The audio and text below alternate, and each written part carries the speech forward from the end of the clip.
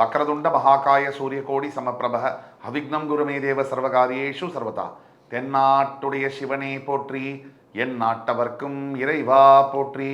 அன்பர்களே, நண்பர்களே, இந்த புத்தம்பதிய வீடியோவில் உங்கள் அத்துணை பேரையும் சந்திப்பதில் மிகுந்த மகிழ்ச்சி கொள்கிறேன்.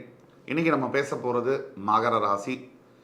அதாவது ஆண்டவன் எழுதிய தலைவிதி வரிசையில் மேஷம் முதல் 12 ராசிகளுக்கு பேசிட்டு வரும். அதில் தனுசு ராசி வரைக்கும் பேசியிருக்கோம். இன்றைக்கு நம்ம பேச போகிறது மகர ராசி. எனக்கு மிகவும் பிடித்தமான ஒரு ராசி மகர ராசி.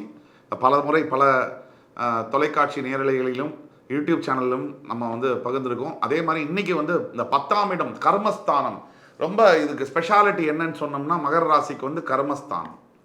கர்மம் என்பது செய்ய வேண்டிய கடமையை சரிவர செய்வது, சரியான கடமையை சரியான விதத்தில் செய்வது. இந்த கர்மஸ்தானத்திற்கு மிக மிக நிறைய சிறப்புகள் உண்டு. இன்றைக்கி நம்ம பேச போகிற வீடியோலையும் கூட அத்தனை சிறப்புகளையும் பற்றியும் பேசி தான் வரப்போகிறோம். ஆண்டவன் எழுதிய தலைவிதி மகர ராசிக்கு என்ன, அதுக்கு முன்னாடி மகர ராசியுடைய குணாதிசயங்கள் என்ன, ஒரு 4-5 பாயிண்ட். அதற்கு பிறகு ஆண்டவன் எழுதிய தலைவிதி என்ன, ஆண்டவன் எழுதிய தலைவிதிக்கு அப்புறம் என்ன, வாட் யூ கேன் எக்ஸ்பெக்ட், எதை எதிர்பார்க்க முடியும். அதற்கு பிறகு நியர் ஃபியூச்சர் ப்ரிடிக்ஷன்ஸ், உடனடியாக அடுத்த 6 மாதம் முதல் 12 மாதம் இல்லை 24 மாதம் 2 வருஷம் வரை என்ன பலன்கள் இருக்குது, எதை எதிர்பார்க்கலாம், ஏதாவது பிரச்சனைகள் இருந்தால் அதற்கு தீர்வுகள் என்ன, தலைவிதியில் ஏதாவது பிரச்சனைகள் இருந்தால் அதற்கு தீர்வுகள் என்ன அப்படிங்கிறத பற்றி தெளிவாக பேசப்படும். ரொம்ப முக்கியமான ஒரு பதிவு. எவ்வளவோ யூடியூப் சேனல்ஸ் இருக்குது அஸ்ட்ராலஜியில்.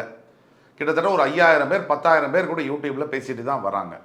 ஆனால் இந்த பதிவானது ஒரு மிக மிக முக்கியமான ஒரு பதிவு.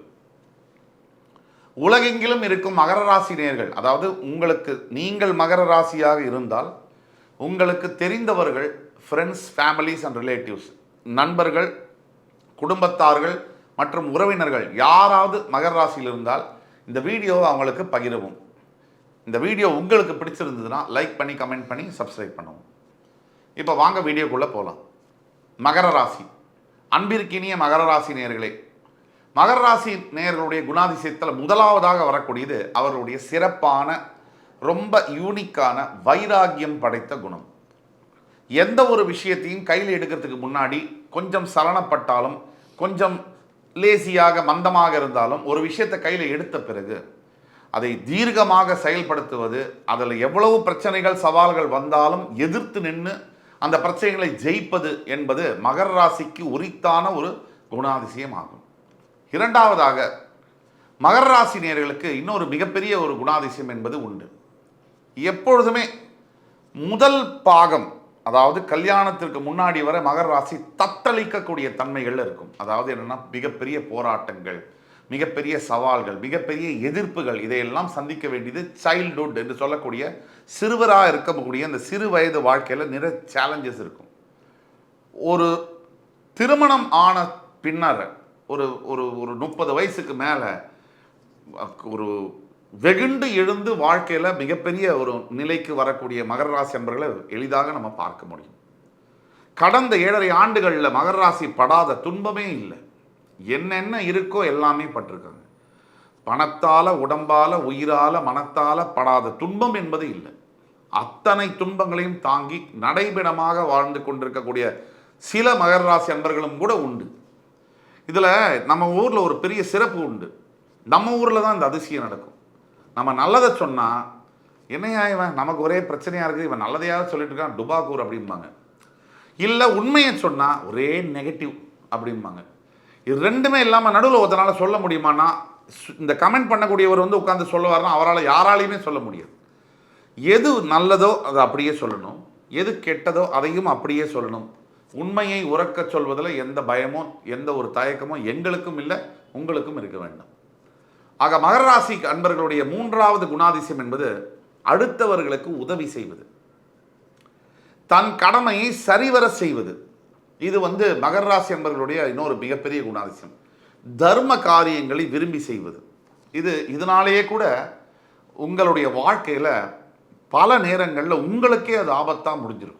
நீங்கள் செய்யக்கூடிய தர்மமானது உங்களுக்கே பிற்பகுதியில் சில பிரச்சனைகளை கொண்டு வந்திருக்கும்.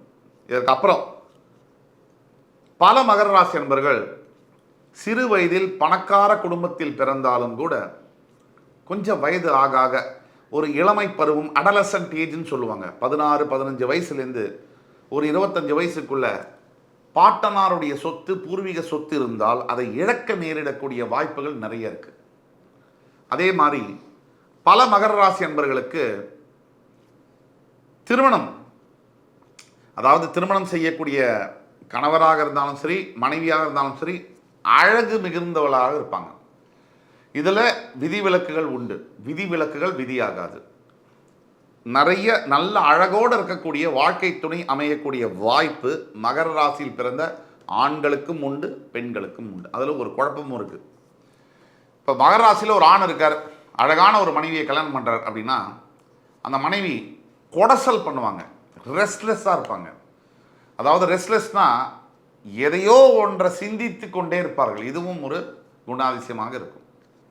அடுத்தது 5வது குணாதிசயம், மகர ராசி என்பவர்களுக்கு பெரும்பாலானவர்களுக்கு பெற்ற தந்தையின் மறைவுக்கு பின்னரே வாழ்க்கையில் மிகப்பெரிய அளவில் சாதிக்கக்கூடிய யோகம் என்பது கிடைக்கும். தந்தையின் மறைவுக்கு பிறகு நம்ம நல்லா இருக்கிறத அப்பா பார்க்கணும் இல்லையா, அதுக்கப்புறம் நம்ம நல்லா இருந்தா என்ன இல்லைன்னா அப்படின்னு நினைக்கக்கூடிய மகர ராசி அன்பர்கள் பல பேர் இருக்காங்க. ஆனால் விதியானது இது. இதில் ஒரு முக்கியமானது குணாதிசயம் என்னென்னா, எத்தனை பிரச்சனை வந்தாலும், எத்தனை ஒரு பழி சொற்கள் வாங்கினாலும், எத்தனை கொடுமையான விஷயங்களை உள்ள போனால் கூட சகிச்சுக்கிட்டு, அத்தனையும் சகிச்சுக்கிட்டு ஏதோ ஒரு இடத்துல, ஏதோ ஒரு கட்டத்தில் இந்த மகர ராசி அன்பர்கள் மிகப்பெரிய அளவில் சிம்மாசனத்தில் உட்கார்றாங்க அப்படிங்கிறது மறுக்க முடியாத ஒரு உண்மை. இது வாழ்க்கையில் நடந்தே தீருது. இது ஒரு குணாதிசயமாகவும் அந்த வில் பவர் அந்த மகர ராசி அன்பர்களுக்கு அந்த விடாமுயற்சி என்பது இருக்கு. சற்று சோம்பேறித்தனம் என்பதும் கூட இருக்கும். படுத்தா படுத்துட்டே இருக்கணும், வேலை செஞ்சால் செஞ்சுட்டே இருக்கணும். இந்த அமைப்பும் மகர ராசி அன்பர்களுக்கு உண்டு.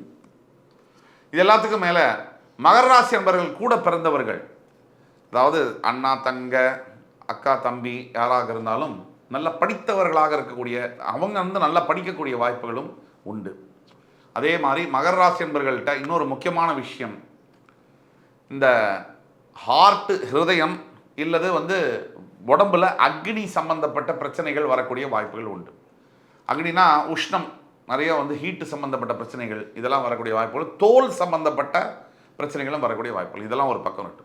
இப்போ ஒரிஜினலாக மகர ராசி என்பவர்களுடைய குணாதிசயத்தில் நம்பர் 1 எது அப்படின்னா, எல்லாத்தையும் 7வது குணாதிசயமாக சொல்கிறோம்.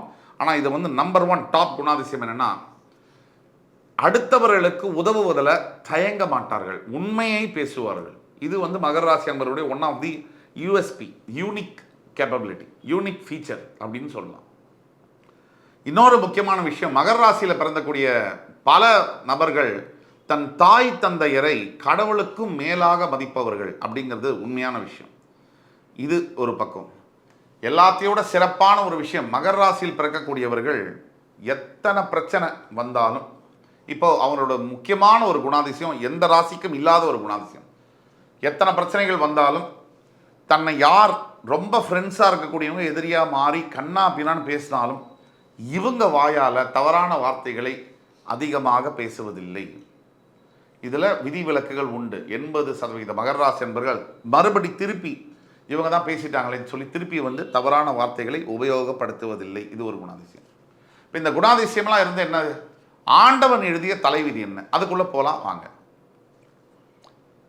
மகர ராசிக்கு முதல் தலைவிதியானது தன்னுடைய ராசிக்கு அதிபதியாக வரக்கூடிய சனி பகவானை தன்னுடைய 2ஆம் இடத்திற்கும் அதிபதியாக வருகிறார். முதல் இடம் என்பது உயிர், நம்மை பற்றியது, ஆத்மாவை பற்றியது, வாழ்க்கையை பற்றியது. இதெல்லாம் முதல் லக்னம் ராசி இதில் வந்துடும். 2ஆம் இடம் என்பது தனம், வாக்கு, குடும்பம், இதையெல்லாம் கொண்டு வரும். இதில் ரெண்டுக்குமே சனியே அதிபதியாக வருவதனால் முதல் பகுதி வாழ்க்கையில் பல கஷ்டங்களுக்கு மகர ராசி அன்பர்கள் உள்ளானாலும் கூட மறுபகுதி வாழ்க்கையில் முயற்சியினால், தன்னுடைய சொந்த உழைப்பினாலும் மிகப்பெரிய அளவில் உயர்வை பெறுவார்கள் என்பது சத்தியம்.